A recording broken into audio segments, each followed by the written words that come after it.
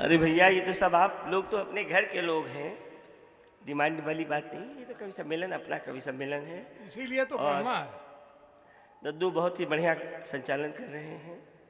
और मुझे तो यूँ लग रहा है कि मंच पर जो ईमानदारी की बात, ये लग रहा है मुझे जैसे मंच पूरा अफगानिस्तान की तरह लग रहा है और आप अमेरिका लग रहे हैं।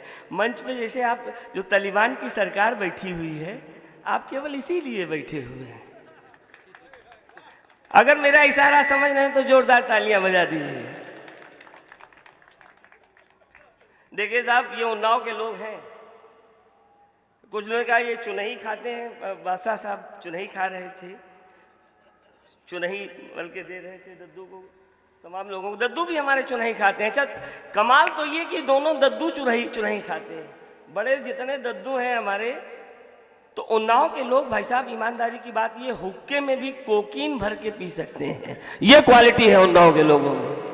अच्छा, हम लोग तो लोकल हैं। आदरणीय दीपक जी, हम लोग लोकल हैं जी।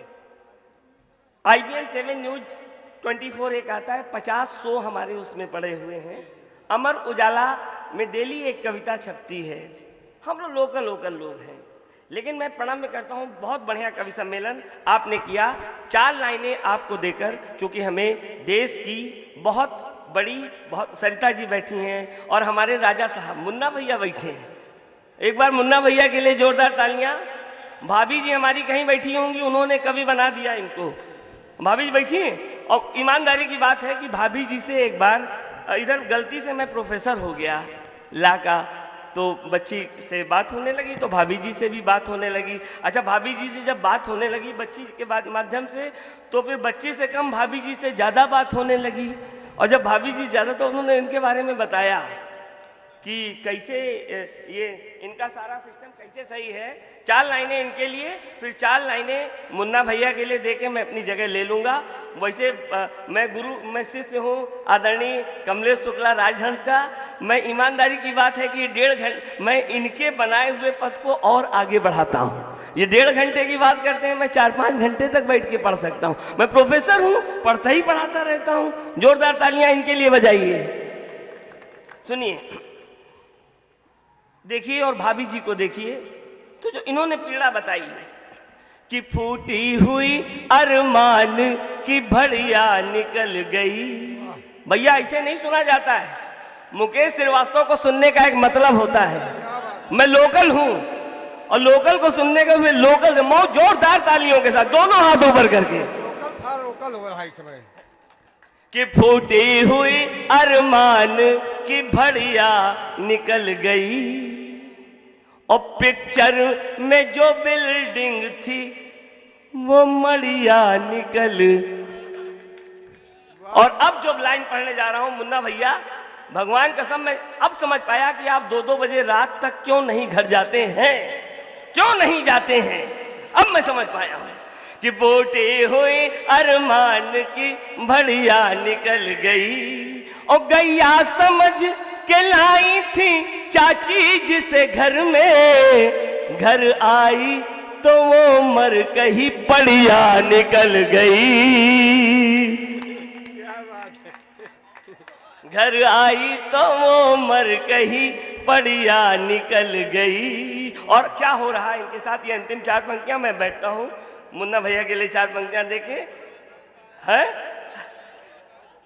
और देखिए 4 पंक्तियां मंच को देखिए और ये 4 पंक्तियां यहीं से ले लीजिए, यहीं से ले लीजिए कि आंखों की गोलियों से ही कर सूट रही है। बजाइए जोरदार तालियां। कि आंखों की गोलियों से ही कर सूट रही है, डाकू नहीं है फिर भी मुझे लूट रही है। और ये पंक्ति भाभी जी के लिए, भैया बैठे हैं यहाँ, डाकू नहीं है फिर भी मुझे, और इनके लिए तो दूसरी पंक्ति सुना के जाएंगे, लूट रही है। और लाया था जिसे सोच के दिन अच्छे कटेंगे, धोबी की तरह रोज वही कूट रही। जोरदार तालियां बजाइए। ये देखो कह रहे हैं क्या बात है भाई साहब, ये इनके ऊपर व्यतीत हो रहा है। क्या बात है। धोबी की तरह रोज वही कूट रही है, और सुबह को शाम, शाम को कहे सांझ रहे हैं। तलवार हवाओं में लिए भांज रहे हैं। प्रेशर में जिनके रहता है पूरा ही मोहल्ला, वो घर की रसोई में कुकर मांज रहे हैं। भाई साहब, और अंतिम 4 पंक्तियां देके मैं जगह लेता हूं। अच्छा लग रहा है तो जोरदार तालियां बजाइए, ऊपर से आगे से पीछे तक। छंद, छंद की बात आई है, एक छंद से मैं देता हूं। क्या है मित्रता और क्यों हो रहा है? भुवन जी, पहली बार आपके साथ ये मंच साझा कर रहा हूं। मैं से पढ़ता नहीं हूं, मैं बड़ा पढ़ा लिखा कवि हूं, पूरे देश में ये पता है। और मैं 1 लाख रुपए पेमेंट लेता हूं। मैं लेता तो जरूर, लेकिन देता कोई नहीं है। क्या बात है। सच्चाई बता रहा हूं। सुनिए साहब, ये पंक्तियां कि ही सबसे बड़ी बात, ये जो हमारे छोटे भाई जितने राहुल बैठे हैं, सानू बैठे हैं, ये सारे लोग, चेतन बैठे हैं, सब बड़े कवि हैं। इनके समझ सरिता जी बैठी हैं, इनके समझ खड़े हो नहीं। इस यज्ञ में एक अंतिम आहुति दे के मैं जा रहा हूं कि खुशबू छन छन के आ रही होगी, खुशबू छन छन के आ रही होगी, धूप तक गुनगुना रही होगी, कि जल समंदर का हो गया मीठा, जल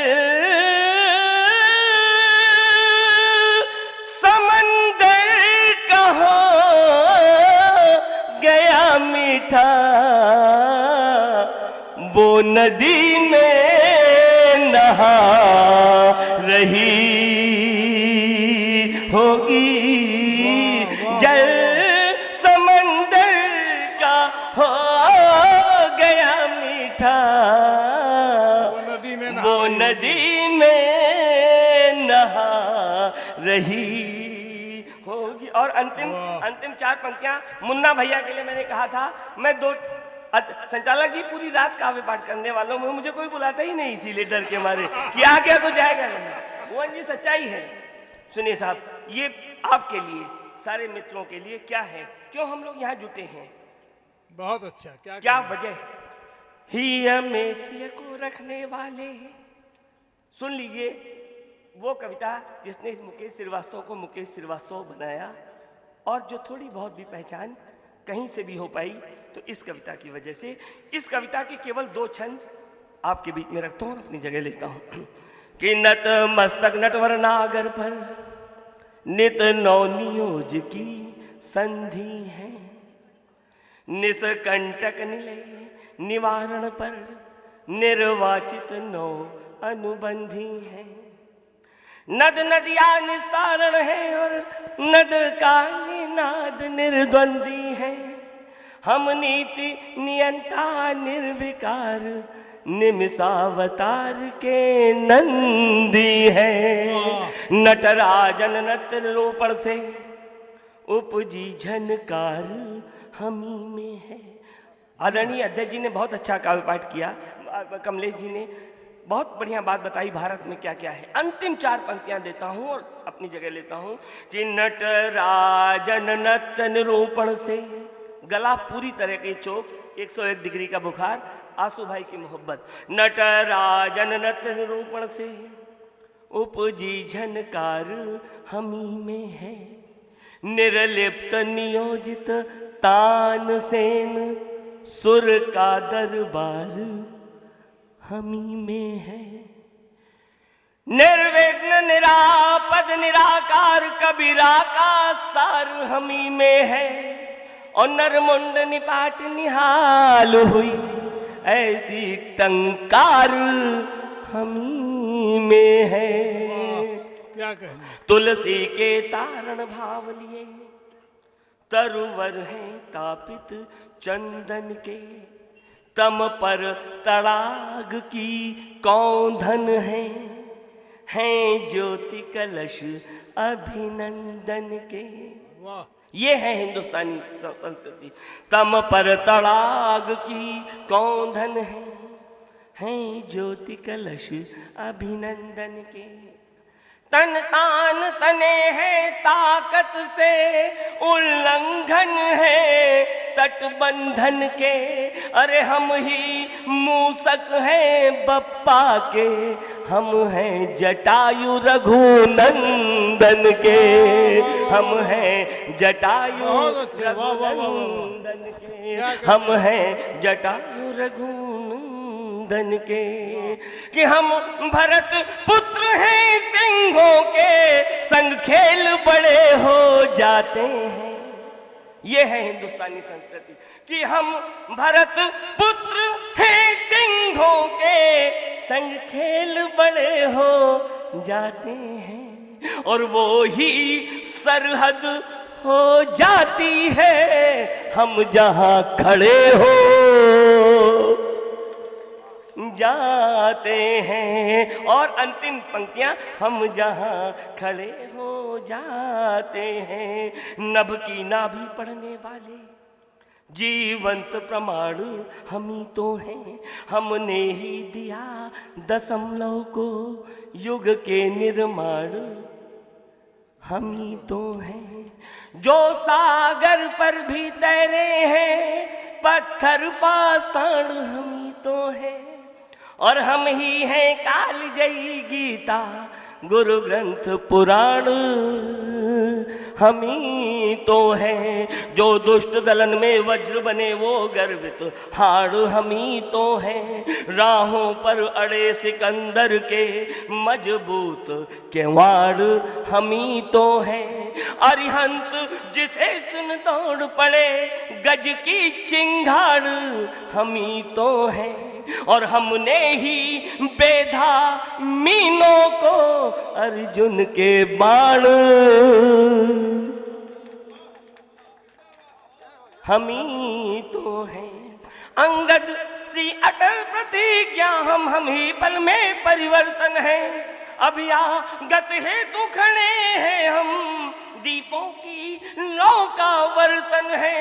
हम ही काली हम ही चंडी हम ही असुरों का कर्तन है। और हम ही औघड़ हम ही दानी हम महादेव का नर्तन है। कि हम सूरज के रथ के पहिए घूमे तो जग चमकाएंगे।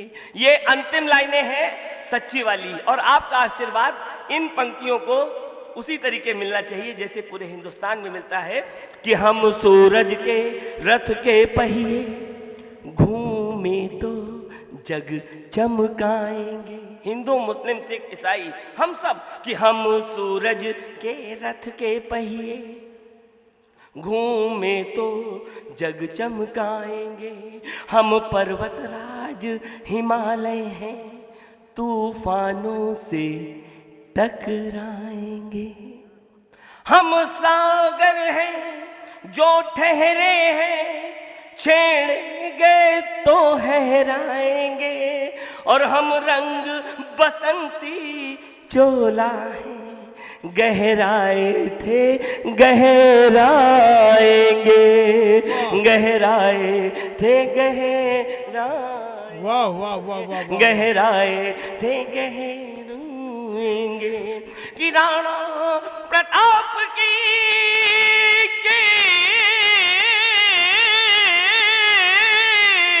तक हम राणा प्रताप की चेतक हम रफ्तार बदल कर रख देंगे।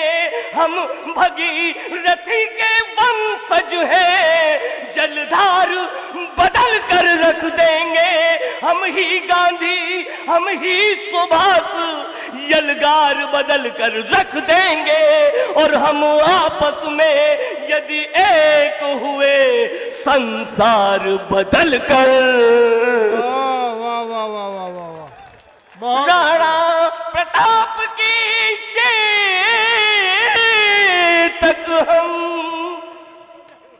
रफ्तार बदल कर रख देंगे। तो जागो जग कर ऐलान करो, जागो जग कर ऐलान करो, ये रार न टाली जाएगी।